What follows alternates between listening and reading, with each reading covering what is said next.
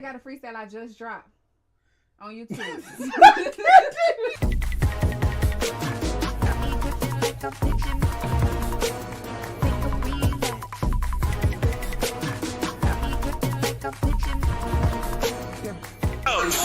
get this party going. You got another day to be great. You woke up, so that means that you have another day to be great. All right, y'all. So listen, what's up with I can't. All right, so look. Damn, that shit was fired. Hey, look, man. Hey, I've lived a good life. I'm playing. No. I'm trying to live a smooth life. I seen some things in there. I was like, who was that? Who was that? Oh man. Hey, but yeah, I told y'all about the streamer thing. So just keep that in the back of your mind. We'll tell y'all about it later. It's forthcoming. Details forthcoming. But anyway, this is episode number 365 of the Homeroom Smooth podcast.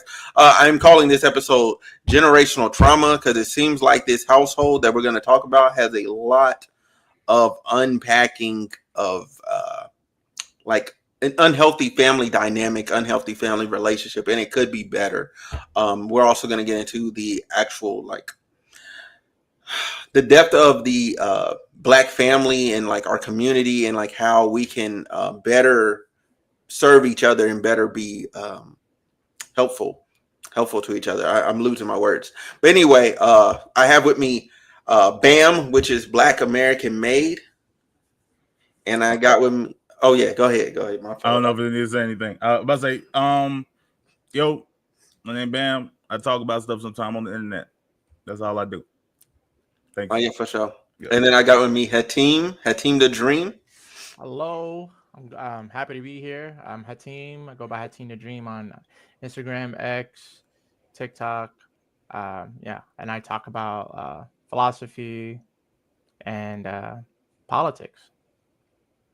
For sure.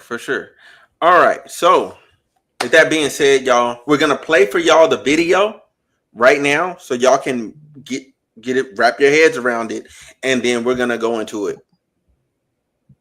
Church and see certain people and reliving certain memories, if certain stuff was handled and fixed, I wouldn't have so much anger. And you talk about JL going forgive. Me talking is me trying to forgive. I have these conversations every year, and nothing comes to the surface because it's only you and me most of the time. And when Tara gets to talking, y'all will find a way to start talking about scripture and end the conversation before the root of the problem gets addressed and go into prayer. Or well, I love you and there's nothing you can do about it. Yes, there is. I can keep talking to you about the things that you did to me until you finally listen. I love you and I love her and I love my family, but at certain stuff I really do not understand. I just don't understand praying for him to get out of jail. I don't get that. What if he do it to somebody else? He won't. How do you know that? Because he's truly repentant. How do you know that you know that you know that you know that he won't? There's alcoholics who have repented and said they won't go back to alcohol and went back again. There's people who let go of cigarettes. They're alcoholics who repented. They're preaching that. Okay, that's fine. They're rapists who have repented. If there was a rapist, if my pastor is an ex-rapist, he's not even going to be my pastor. Number one, or have any type of closeness to the children. Because the same way the enemy can make you slip and go back to a drink, he can make you slip and touch another child. That's really bad. You have that audacity. When God saved you genuine and put the Holy Ghost in you. He'll have to have some evidence. Who are rapists, who had the nerve to disrespect not only you, but the family and sleep with one of your kids. Tried to, but thank God he did. And you see how you just pacified that because he couldn't fit? Are you serious, Mom? He still tried to. It's called the mindset, the principle of it. He had the nerve. If he could have fit, he would have, and slept with one of your other kids who he held as a little girl, as a 4-year-old on his arm. Do you not think about that? It takes a certain level of audacity. It takes a certain level of I don't care. I don't care about a phone call or what he saw on his phone. Talking about, well, maybe something hypnotized him. And straight and hypnotizing the man to make him do something. Drive to his motel, set up a child in the bed, realize he can't fit and start taking pictures. Hypnotizing don't work like that. I heard you in about 4 different times try to pacify what he did. And then you want me to believe in God and believe in prayer and believe in holiness. That's not holiness itself. It was wrong. It was evil. I don't care how many times you say you repent. Keep your butt in jail. that your best bet is staying in jail around men. Do not come back out here with us children because the enemy is on a rampage, isn't it? Temptation is one of those things you have to pray against, right? When to keep your Holy Ghost filled self in that jail cell so that the devil does not have any access to making you go and touch another child. But we don't know, he might get another text message. What then? And what if he was hypnotized? What if it happened again? The hypnotizing go over the Lord, right? Right? Because he had it when he came down, right? He was saved then, right? But he got hypnotized. Fix that one. He got hypnotized, and so all of a sudden, I don't know. Really. Hey, I'm gonna be honest, y'all. This is my first time listening to it all the way through. That is probably the wildest shit I've ever heard in my life. Like an advocate, so she took him back. No. She didn't take him back. Like the context is that's a daughter talking to her mother about being sexually assaulted, and it was by her brother. Correct, Bam? Yeah, I'm pretty sure. I thought she was talking about her daughter being like her 4-year-old daughter being essayed. No, it's the girl who's speaking. She's the one who had the experience. Oh, when she was 4, because she's talking Yeah. about 4 years old. Oh. Yeah, she's saying that like basically this person was holding me as a child, and basically they ended up getting caught up for SA, and went to jail.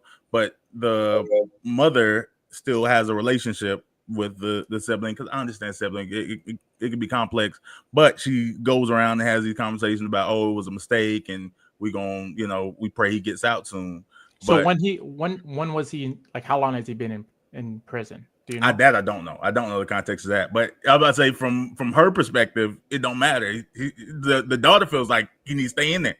And I, like, as someone who does believe in second chances, as someone who does believe in like forgiveness as one Christian principle, but also as like our legal system, like I'm really big on, I'm not really into death penalties, I'm not really into life sentences in most cases.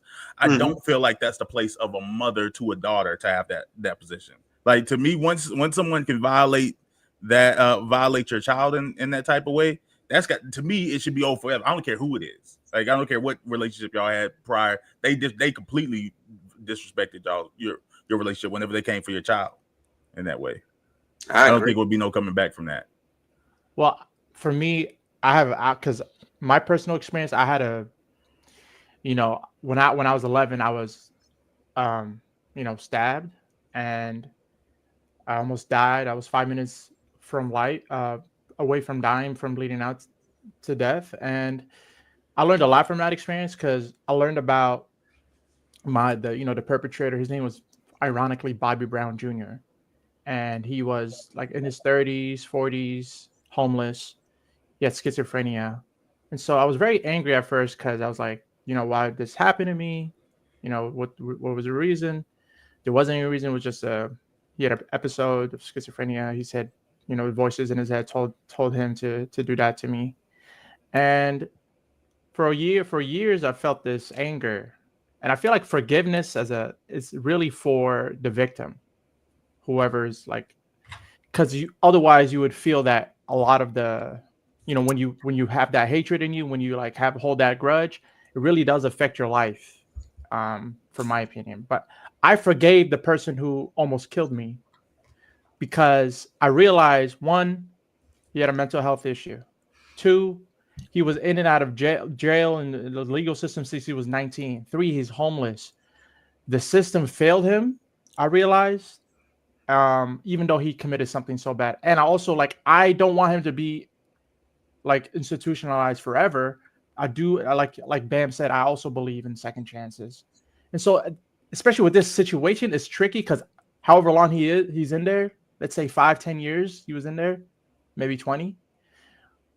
At what point do we say, okay, we can give him a second chance? Because I see the daughter's point and also see the mom's point. The daughter's point is, well, how do you know that he's actually a better person, right? Because what if he gets out and he does it again? Mom's like, what else do you want to see him to do? He's, serving this time. You want him to get out. Like, what would it look like to you if he's reformed? Because it's not like I could show you not, sexually assaulting people. Like, that's just a given. That's every day, right? But there's nothing you can really say or do to really like give people confidence. Oh yeah, I'm not gonna sexually assault anyone. So it's like, So I understand. I Wait. understand from the the system. My bad. You guys move. Yeah. One sec. So, to answer your question, Cash, the young man, I guess, because he was her uncle. Now that I'm getting it correct, so that's the mother's brother, right? The mother's brother did it.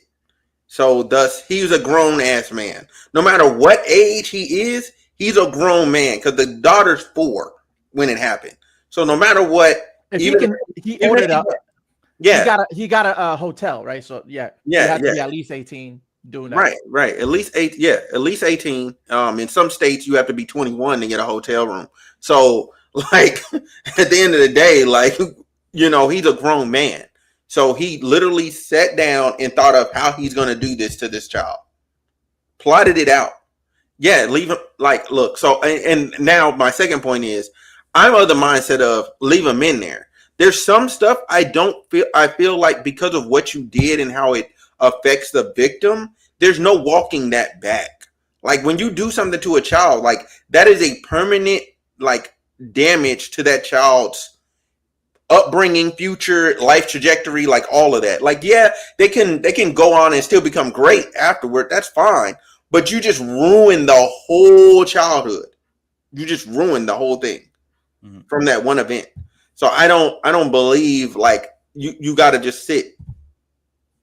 For me, I think it's. Well, go ahead. I'm sorry. No, I'm saying my thing is I don't care about him getting in or out. Like personally, like I think the system can decide when that time's been played. My issue with it is I don't believe it as a mother to a daughter who's saying this is something that's still personally affecting me.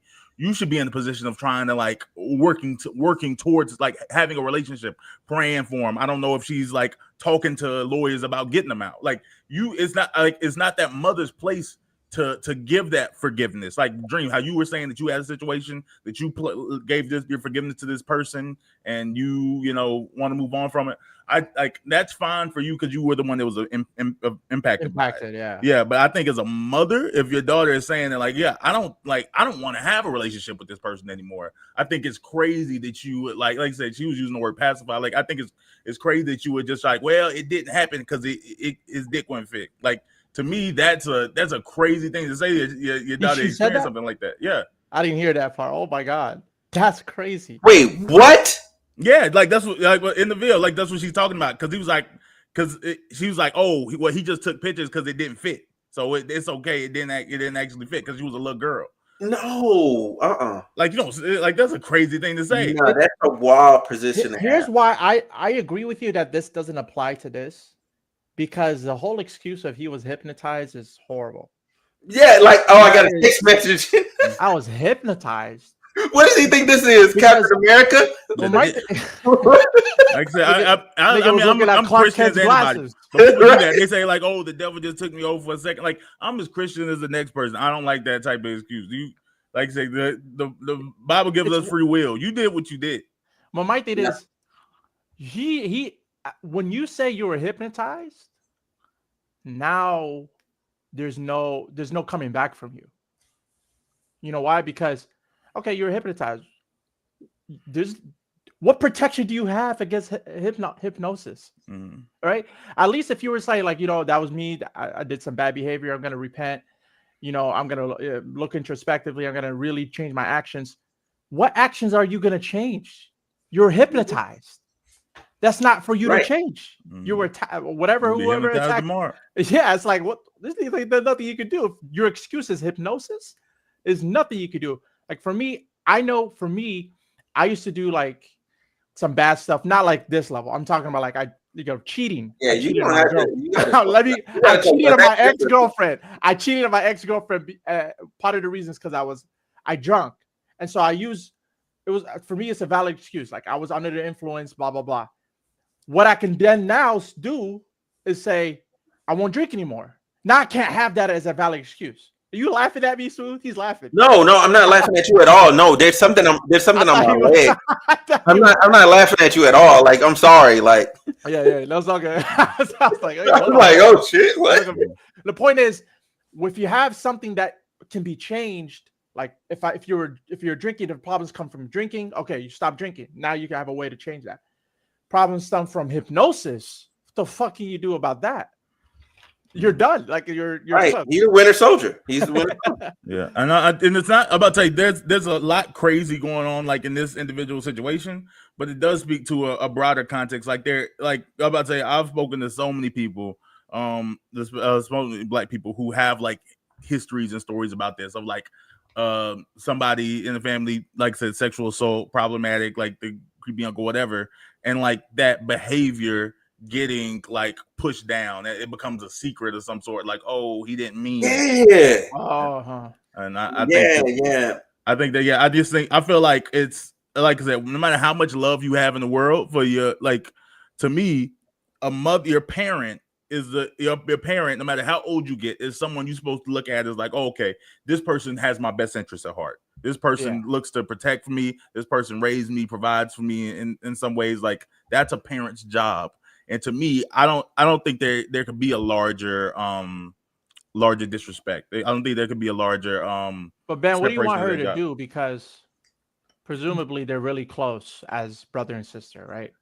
He disrespected that. But I think this is tough, right? Because for me, I know my brother, he's done some bad stuff. I know not on this level, obviously. I know my mom, does some bad stuff. But I feel like as long as you're willing to admit fault, for me, I can always be forgiving. You know what I mean? Like, if you don't admit fault, I can't forgive you. I can forgive you for what you did to me. I can't forgive you what you did to my child. Yeah. So it is an assault on you as a mother, even if it happened to her child. You know what I mean? I mean, yeah, no, I feel you on that, but at the same time, like, I got 3 younger siblings. If any of them did anything to one of them, I had a child, and one of them, they're disowned. Like, I don't care. Like, I genuinely don't care. Like, you're not coming around my family again. I'm not wishing you, I'm not showing up. Like, I'm not doing it. It would take my child getting to a place to where they're like, okay, I want to forgive this person, to where then I will even entertain this person being around. But it would be on my child. I'm probably not gonna fuck with you for the rest of my life. I'm just gonna be honest, because I don't want that type of a child. Like, the dude took the child. Like, now I'm getting that, since Bam want to provide the extra detail. Booked the hotel room. Took the child to the hotel room. It don't fit. Let me take pictures. Let me take pictures instead. Like, fam. Multiple felonies. Yeah, you're a sicko. You're a big sicko. Like, yeah, nah, you gotta go. What do you like to even? There's people like this exist, right? And so my question is almost like, what do we do with them if we care about rehabilitation? Like, do we care about rehabilitation, or we don't? That's the system. Again, I want the system to solve these things, but I'm not going to put that on that victim or on that mother to rehabilitate. I agree. As a family, and I think that's something we all can agree on, because I agree as a mother, as feel me. There's some ways that you got to take the victim's side as your own daughter, right? No matter if your brother betrayed you. Like, you lucky to be breathing air. And that's after hearing something like that happen. Hold on. I mean, it's not even a joke. Like, I'm pretty sure there's like you can get off on criminal conviction for that. Like, oh, okay, you killed somebody regardless of that. Even the law outlines like stipulations of I mean, like they would call it like temporary insanity. It would be it's a justified reason. Like, you people die for less. Like, and you telling me we cool now? I'm brand new. I'm trying to help you get out. I mean, even if I'm telling my daughter that she need to get over it. I've seen there was a father about this case, right, where he walked in on this thing happening and he beat the perpetrator to a pulp to death. Sure did. The jury, I think, was like sympathetic, and the judge, he gave him a life sentence. Crazy. You know what I mean? Like, still, like, at the worst, like, when something like this happening to your daughter or to your child, even if you do get convicted, because of how the extraneous circumstances, you won't get that heavy of a sentence. Yeah, I don't believe that man should have got a life sentence. I'm honestly of the mindset. Look, if you caught the person in the act and we can prove that person committed said act, and then you lost your mind and you did what you had to do as a father, honestly, I'm cool with you just getting probation for like 20 years, for 20 years in anger management. Yeah, That's it. Like, that, because I what else feel like do you that. want him to do? Like, ask him, politely get up off my daughter, please. That's I think not how that works. I think they want him to like, well, restrain him. But what's curious about that is like, if he had a gun, he would be justified in shooting him. But Exactly. because he used his hands, he wasn't justified in beating him to death. That's the strange. That's the weird part. Yeah. So like I said, but yeah, like I said. So we hear about these things every day. I will say, I give all types of kudos to the daughter for the maturity she handled the conversation with. Yeah, I think she was really reading the mama in that moment. She was telling her what it is. She like said she even brought it. She said, "You want to talk about it from the perspective of the Bible?" She like went there with her. Like, this is why I have a hard time believing in God. So that part of it is what disturbed me the most. Is that her mother fell back on religion to validate invalidate her feelings and to invalidate the daughter. I think that is not a usable position when you're dealing with something that's that real. Yeah. To go, oh well, he says forgive, blah blah blah. Like even and I'm not trying to like speak for God or anything or whatever, but it's literally written in the Bible. God has a thing that's unforgivable to him, which is blasphemy against the Holy Ghost. So he has a line. So if he has a line, is it absurd for you to also go, you know what? Hey, look, forgiving someone or like not hating them or whatever doesn't mean you have to like reconcile this person back into the fold of your family. Mm-hmm. Like you don't have to bring them back in like, oh, we're best friends again. Oh, we're just the best of brothers and sisters. Like, no. And I almost feel like maybe growing up, and this is where this gets to the generational trauma piece of it all. Like I think like maybe even the mother was also like went through something as a kid, or maybe he did something to the mother, whatever. Like I think there's way more to it, and it's just there's a lot of stuff in that family that's not being addressed. Mm-hmm. Do you think that there's a difference between forgiving somebody and making it known that you forgave somebody? You feel me? Like, what if the mother, like, I feel like for me, I feel like I can't tell somebody that they shouldn't forgive someone else. That's your prerogative to do whatever your heart tells you about forgiveness. If you want to forgive. Mm-hmm. But I feel like if you know it'll hurt me that you forgave somebody, that I'm fine with you like not telling me. You know what I mean? Like it's like maybe the mother's like making it too public that she forgave him. Like, hey guys, let's pray for my brothers. Saying stuff like that. That I can see where that's a little too insensitive on the mother's part. That's not even forgiveness to me anymore. That's like full blown support. Like you went from oh F LeBron to cheering for him. You know what I'm saying? Like in the same breath. Like, that doesn't even make sense. Like you were just team F LeBron, and now you're over here like cheerleading for him. Like what happened to he stole y'all championship and he's a ring. What happened to all of the smoke you had? You just whatever. He's on my team now. Yeah.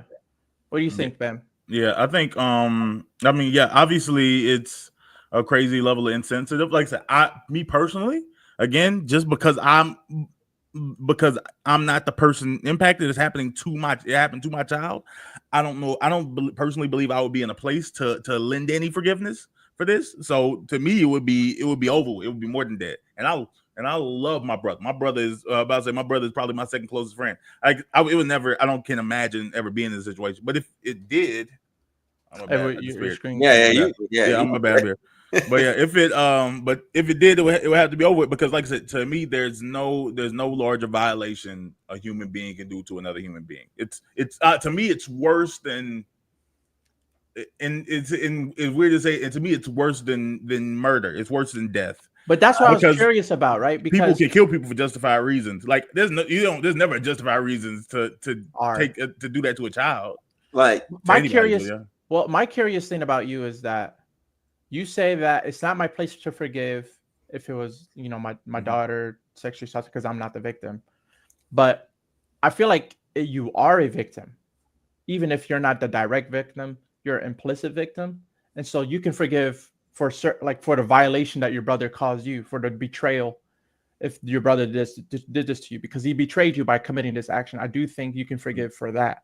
But of course you can forgive what's happened to you, but not for, like, you're not going to be able to forgive for the actual, you know, a sexual assault that happened, but you are going to be able to forgive him for the violation that he broke your trust or he betrayed you, things like that. That's what you can't forgive for.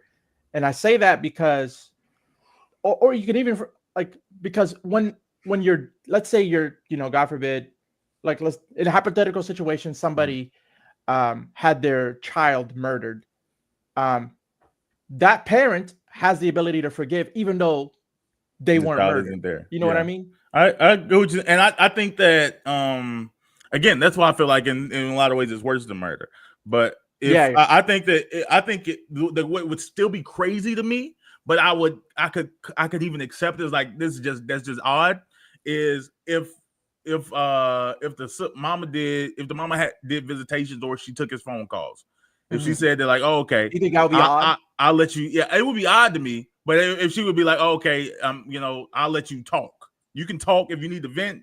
If you need to come see you once a year, blah blah blah. Like, you know, talk between these glass walls. That's one thing. But I'm not putting out no public submissions about like, oh, we got to bring him home and he gonna be part of the family again. And like you, what say you about like the effect of, like, let's say if he didn't get a life sentence and he's eventually going to come out, do you think, I'm not saying like she has a responsibility to talk to him, but I think if he had an outside connection, he'd be more liable and likely to be reformed. You know what I mean?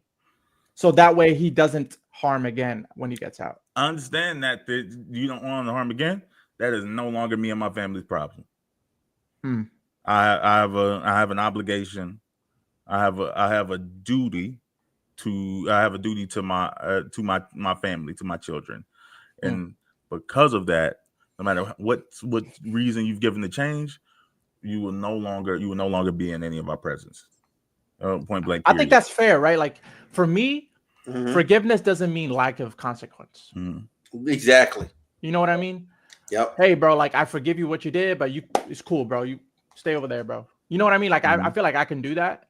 Where forgiveness is really about I don't want to hold that my philosophy is like, or my position is that I don't want to hold grudge against anyone for any extended period of time. Like as if I can help it, right? Like, because I do think it brings me down when I just have that hatred in my heart. And I might not be able to control, like this hasn't happened to me. So like, you know, I might be talking on my butt, but you know, and when, you know, shit really hits the fan, I might have a different tune. But as far as I'm concerned right now, like just being introspective, you know, if this particular, I actually don't know. But like in bunch of other stuff, like, you know, you lied to me, you know, you insulted me, you went around my back to do something. Like if it's not that egregious like this, I'm kind of quick to forgive more than, you know, most others. But I think just who I am. I'm a forgiving person. I have a forgiving heart.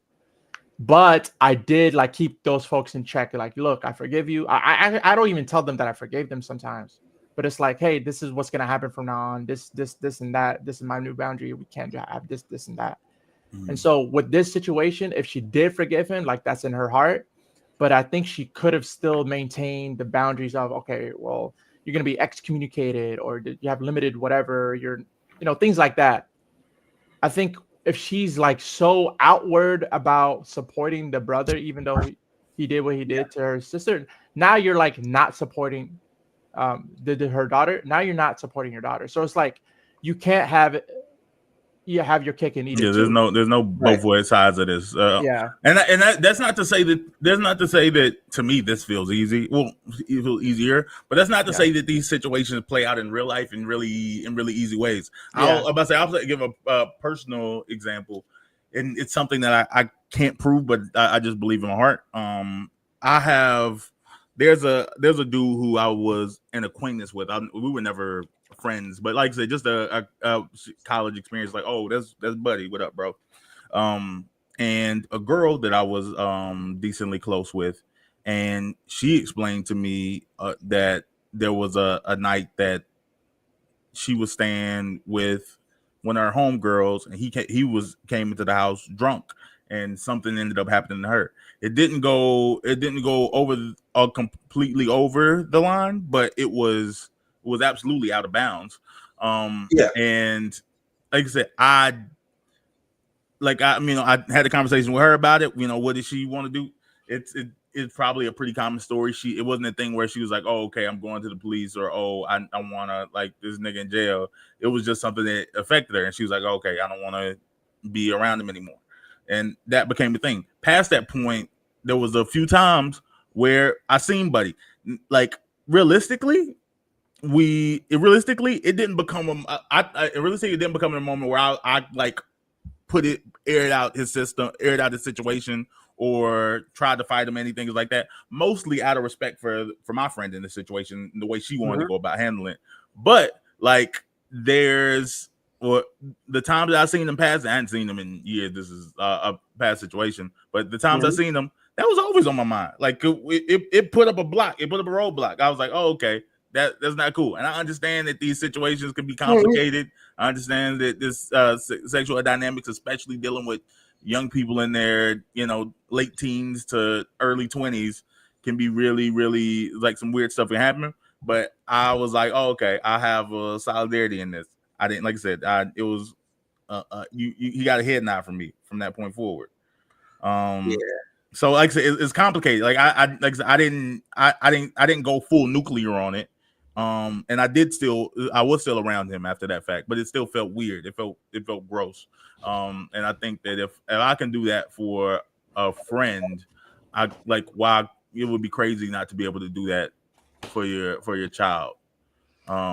Yeah, I fundamentally agree, man. Especially like in the context of like everything going on right now, like in society as a whole, like as far as like with children, you have like the people in Alabama, you know what I'm saying? They had the children locked up in the storm thing as a dungeon, and was letting people pay to go be with the kids. And then you have the lady that was driving around with her niece and nephew's dead bodies in the trunk.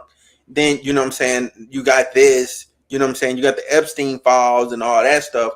It's like, what in, like, how do people not have a good framework to protect? And then I almost feel like, and this is where, you know what I'm saying, we get to kind of like more of like the black family piece, and the black men defending black women piece.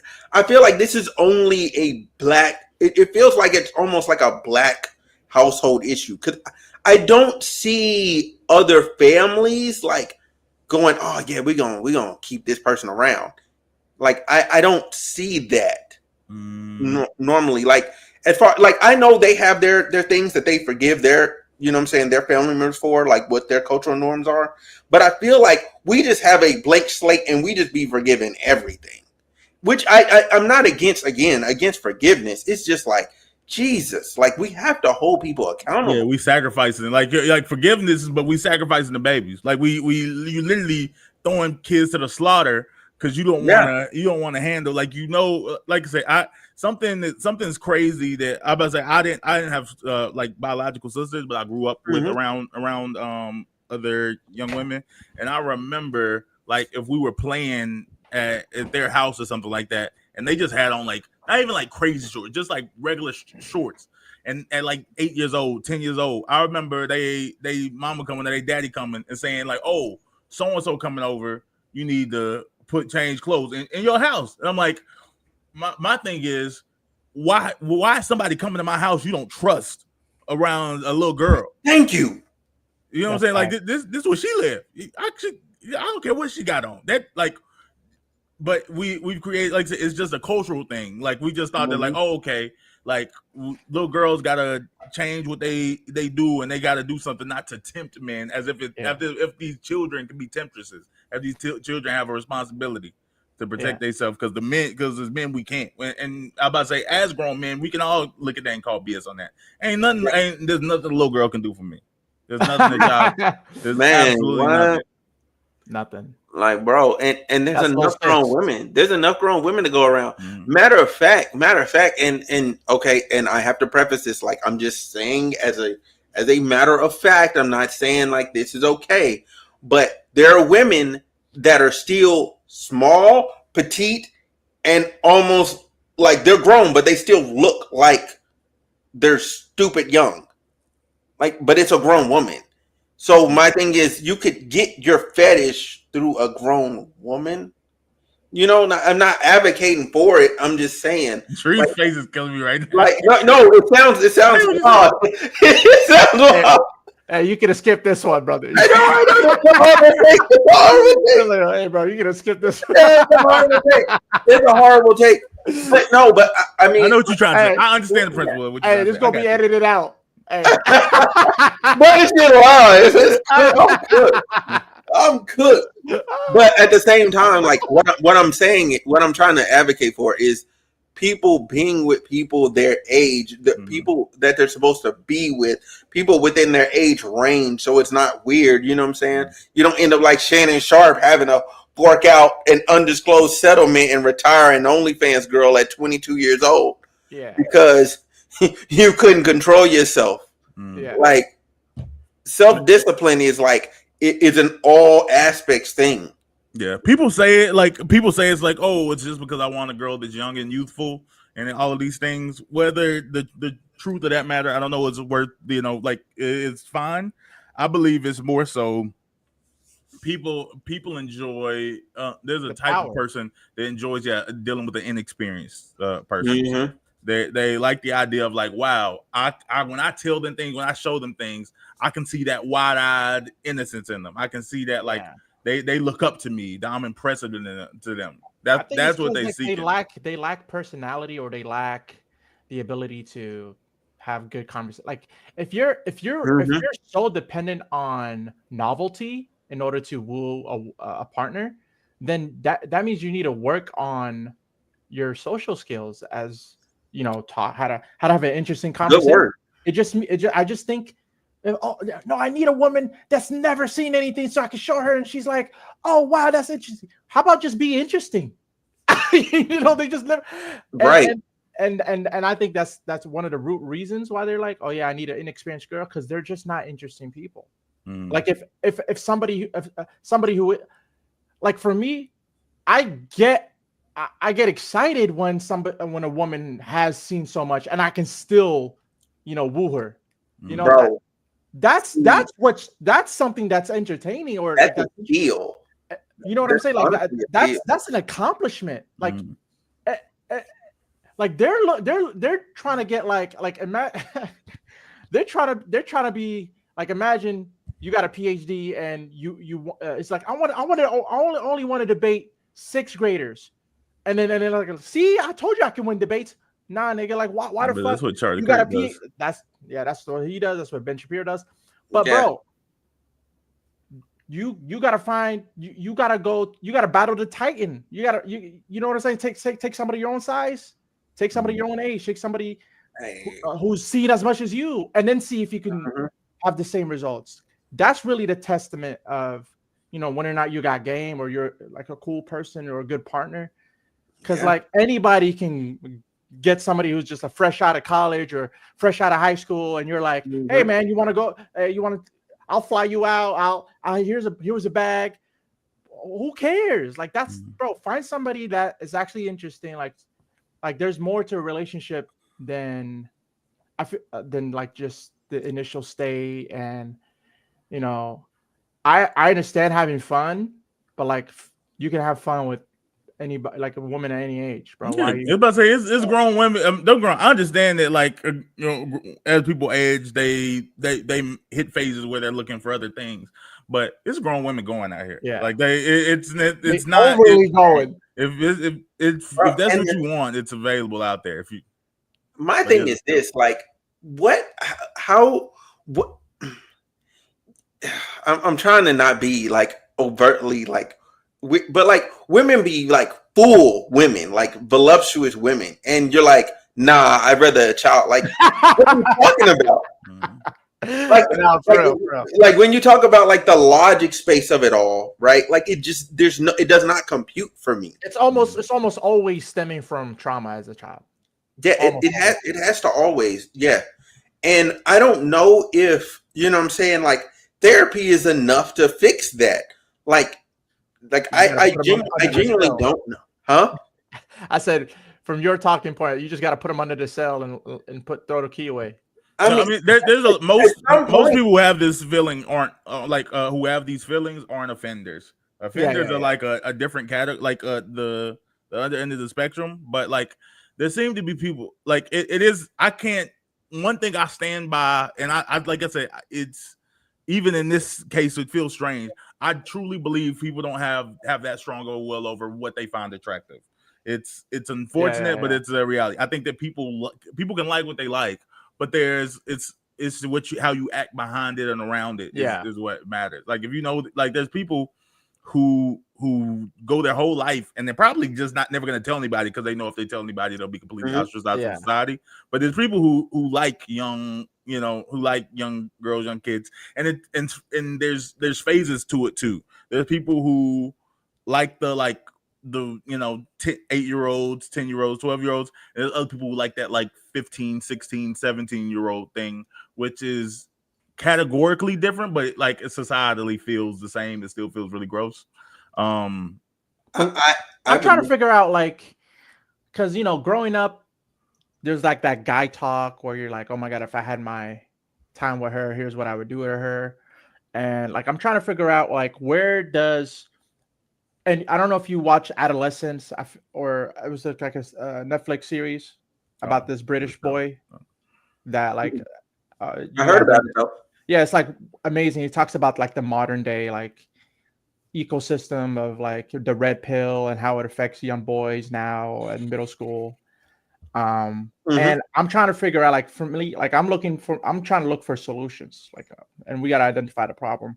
And I do think a big part of it is how kind of scared we are to talk about relationships and how like nuanced it is. And like I think like from the lack of talking about the nuance of relationships and trying to make everything simple, you kind of like this. That's what stems like as a breeding ground for these types of like conspiracy theories, or like, oh, women are all this type one way. And when you look at a whole group of people that are billions in number in one way, you've already checked out the door. It's like almost like I don't even know how you can come back from being an incel. Like, how do you do that? Like, people they put a gap on what people they put a gap in what people see. Like people have lost the like friendship aspect of what a relationship is. Yes, and they realize that like, wait a minute, no, like it's not just find a girl, you find a person that you find pretty and that will date you and want to make a baby with, and you just like go through the emotion. Like a relationship there's a lot of mundane things. There's a lot of like day-to-day things that like.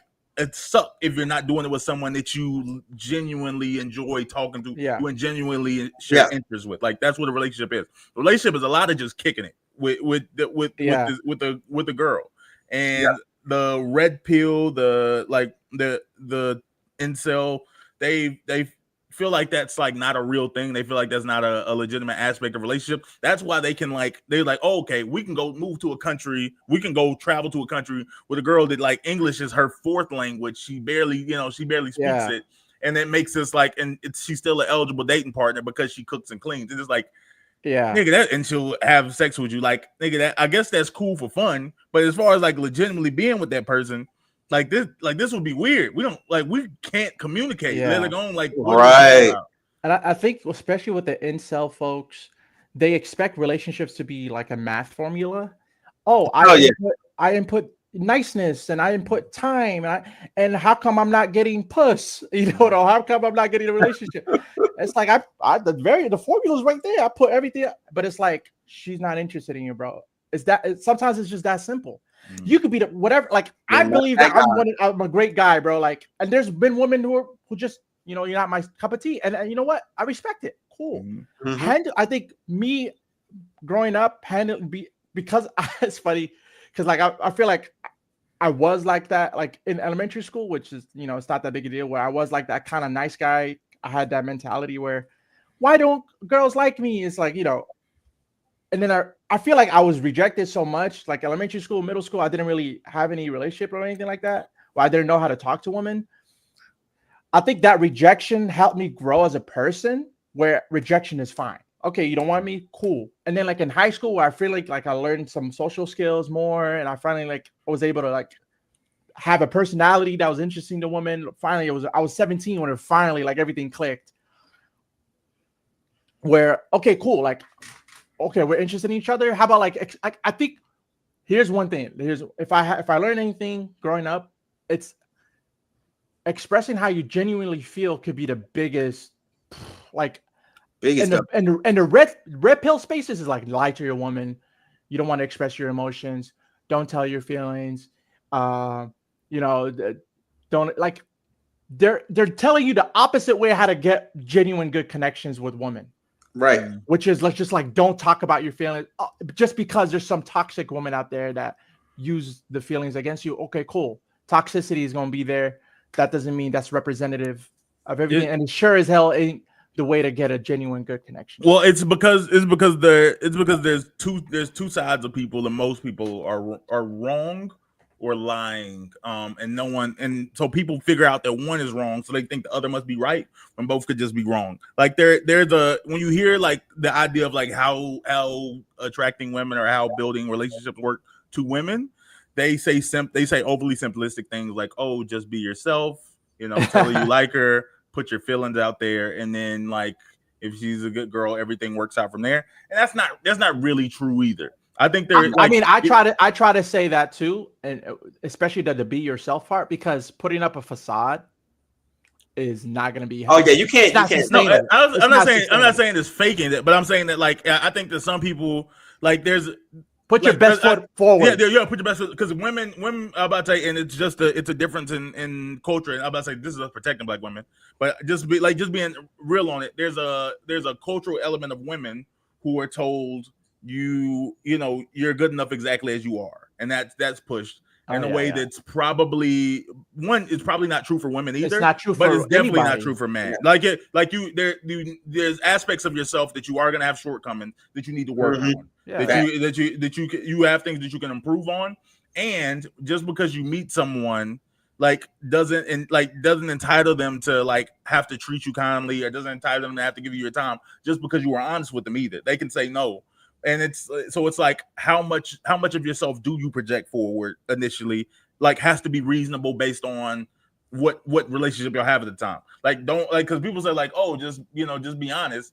Just because you should be honest doesn't mean you should be confessing yourself to a girl you've had one conversation with. Yeah. Or it said for the class I've always loved you and I got you the flower. And I want to be with you. It's too much. There's honesty, and then there's honesty with discretion, right? Just filter your conversation. You don't want to be. You don't want to turn to somebody off. Even when girls are honest, growing, especially in college, right? A lot of girls are super upfront, and even as as willing that I was, even if they were pretty, there's things that even will take me off, And when girls would be like, "Oh my God, I can't wait, to have babies with you," or I'm like, "Bro, we just met though," and and so you don't want to be that might be true for you, but you don't want to say that off rip, how can you learn get to know me first? You know what I mean? Even if I want to have I find you physically attractive, if it's on that kind of level, it's I kind of don't want to be in a shallow situation like that. You know what I mean? So and so I feel this nice guy kind of thing where, these incels, it's well, I told her I liked her and I gave her flowers, and I mean, what more does she want from me? And it's dude, you're socially awkward. You don't really have much going for yourself. It's bro, you have so much personal growth to before you even ready to date a woman. Yeah, I would say a lot of guys, they need to start with, I know Red Pill is completely against this. Have a female friend. If you can have a female friend, you can then make the step to get in draws. Like, if all you have to do is first establish yourself as, I'm a friendly guy. I'm a good person for you to be around. I'm a nice guy. I got a good energy and vibe to me. Boom. Now she's there, and now she doesn't mind, or she doesn't mind you being around. Now you have time to, because you now have proximity to her, because you're now around her. You now have time to make an opportunity for yourself. Yeah. If you have no proximity, you can't get time or opportunity. I don't even think he, especially if it's the friend that's one of his only or first friend, like, don't even try to make a move on her. Oh, please don't. No. You know what I mean? Like, no, for don't. me, I think you hit it the head on the nail on the head by, I think, the best advice I've ever given, because I've had an incel, like a male incel in my DM asking me like, what I do, bro? What I say? And he, like, every now and then he's like, hey, and it's like, bro, you're coming off way too hard, way too strong. And then, like, when he gets rejected, it's like, oh, fuck this. Mm-hmm. Like, bro, like, take the rejection on chin. And one of the things that I told him is like, don't even try, like, before you even talk to a girl for a relationship, for sex, whatever, stop that. Don't do this anymore. Like, stop trying to look for this. Now, which I needed you to focus on, because I can tell, I mean, from his text messages he screenshotted me, he's a horrible conversator. Like, don't have experience with women. Yeah, he doesn't have any experience in talking to a girl. So yeah, just get like I said, forget sexually. Like, you don't have experience with women. Like, just go be friends with a woman. Figure out, like, oh, women. How do you talk? People. How do I have a conversation? How do you have a yeah? And I think, you know, there's something to be said that maybe some of these incels have, like, they're on the spectrum or have some mental health disorder or something. Nah, they're just trash. Mm-hmm. But I think the friend zone, like, as someone who came from the friend zone, especially through, like, middle school, high school, I feel like the friend zone made some hoe getters. Like, after, like, once you get in real life, like, the friend zone taught you, like, oh, okay, like, because there was this girl that you really liked and you were, like, almost obsessed with. You learned how to talk to her. You learned how to, like, get closer and closer. Like, oh man, she would be so perfect together. So, like, you spend a lot of time with this girl. You learn about to your detriment. Because especially if you get to the point where she starts telling you about, like, other niggas that she likes, like, she's confiding you about things, and you just learn a lot about the woman's psyche. You learn you peeping stuff from the inside. So once you get, it sucks. You have to get, you end up getting hurt by her. It's a reality. You say they're like, oh, okay, I'm okay with this. You're not okay with this. You end up getting hurt by her, but you learn so much from that experience that you instantly just recognize things about women. You can become more aware of, like, oh, okay, I know when a woman's attracted to me. I know when a woman's attracted to somebody else. Yeah. Like, I can just peep it now. Like, it's not that complicated. It's not that complicated. I know the types of conversations women like to have. I know how to approach. Like, and I think a lot of it is reps, right? Like, get your reps in. Like, just start talking. The very first thing before you can get the real, as we were saying, get the reps in and talking to a woman, period, without trying to have any ulterior motive to try to get in their pants or whatever, kiss, whatever. Just talk, and then from there you can try to go to the next step. Okay, now try to get a kiss, get a dance, go to the club, you know what I'm saying, and then move to the next step. Okay, cool. Meet at a different location than when you met. And then you move to the next step. You try to go increment. You feel me? So I'm gonna preface all of this with, the woman that is your trial run for being a friend is not your trial run for kissing and trying to do all this other stuff. Like, these are different women I'm talking about. Yeah. Here's the thing, right? If you befriend one girl, right, and she's gonna have friends, okay, and more than likely, if you're cool with her, you're gonna end up cool with her friends. Maybe not try to talk to their friends. But that fourth friend, that orbiter, that's not really in the friend group, but is around, try her. If you're attracted to her, try her. I bet it worked. Yeah, you ain't got to get her best friend. But I'm about to say, but, like, the homegirl, depending on the friends you make, I'm about to say she'll tell you if which ones are or not. She'll be like, oh, because, like, you can be direct. Once y'all get close enough, you be like, oh man, put me on a friend, and she'll be like, he's like, nah, you're not her type, but she gonna be like, yeah, okay, I got you. I'm I'm gonna bring you around, blah blah blah, whatever that looks like. Oh, hold on a second. Dang, got the DSLR. Yeah. Boy, that boy got big boy money. Why does my camera look better than yours though? It's crazy. I was about to say, I think StreamYard projects my camera in like a weird definition. I was about to say, I'm in HD, but technically it like I think it's compressing me a little bit, but it's fine. Yeah.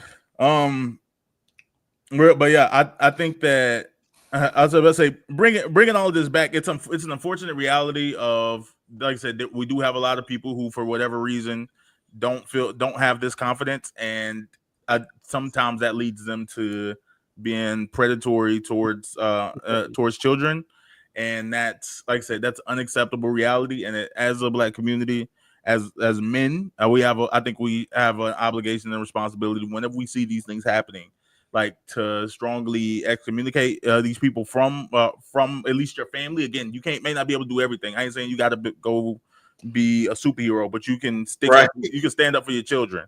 And the one thing I'll say, whether or not, even though I don't like the way the mother was responding to it, I respect the fact of allowing children to have open conversations about how they feel. Yeah, that's something that I think is pushed down over and over again. Like the fact that, like, oh, your child can't be straight up with you and can call you on your BS. Like some people say, like, oh, I'm grown, so I'm in the right, and it's like, not necessarily. Just because you're an adult doesn't mean that you can't be doing something effed up. And I want to foster, like, I don't have children yet, but I've always said, whenever I do have children, I want to be able to foster those like type of conversations where like my child can come in and sit down with me, and they can be honest. They can say, like, I don't like the way you handled it. I feel like you. I'm like, and it ain't got. I'll pray it's never to something to this degree. But if they feel like, oh, I don't feel like you showed up for me. I don't feel like you. Like, I want them to communicate that, and that would be hard to hear. Yeah. But like, I feel like we need other perspectives. For me, I have to go soon. That's why I'm trying to. Yeah. Say my last piece before I go. We finna wrap. My girlfriend's coming home early, so I gotta go. But one thing I want to say is that a big part, I think the main, like a big cause, is the lack of calling things out early. Because there's no way that he had this mentality or this kind of behavior in him, and the sister or mother or family around him saw no signs.